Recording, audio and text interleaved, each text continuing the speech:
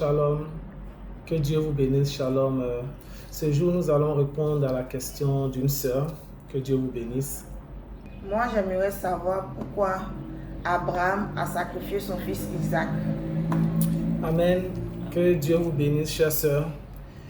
Dieu a demandé à Abraham de sacrifier son fils Isaac, comme il est dit dans la Bible, dans Genèse 22, pour éprouver Abraham, pour voir vraiment si Abraham avait une confiance absolue en Dieu.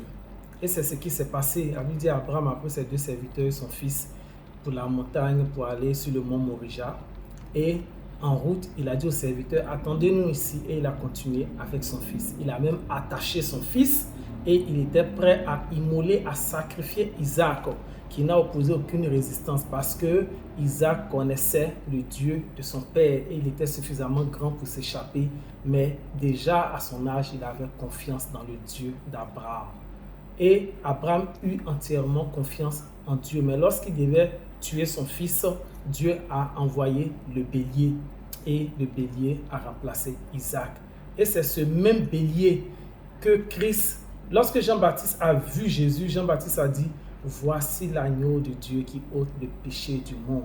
Est-ce que vous comprenez? Donc le bélier que Dieu a envoyé à la place de Isaac, c'était la préfiguration du sacrifice que Christ devait faire pour l'humanité. Mais le sacrifice d'animaux était un sacrifice qu'il fallait renouveler continuellement parce que cela ne faisait que couvrir le péché. Mais le sacrifice de Jésus est le sacrifice parfait, car Jésus est l'agneau parfait qui n'a jamais péché, qui n'a jamais commis de faute. Donc son sang est le sang par excellence, le sang pur, le sang parfait qui efface le péché du monde.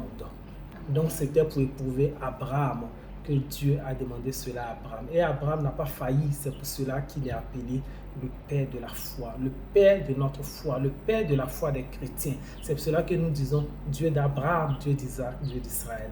Que Dieu vous bénisse. Amen. Amen.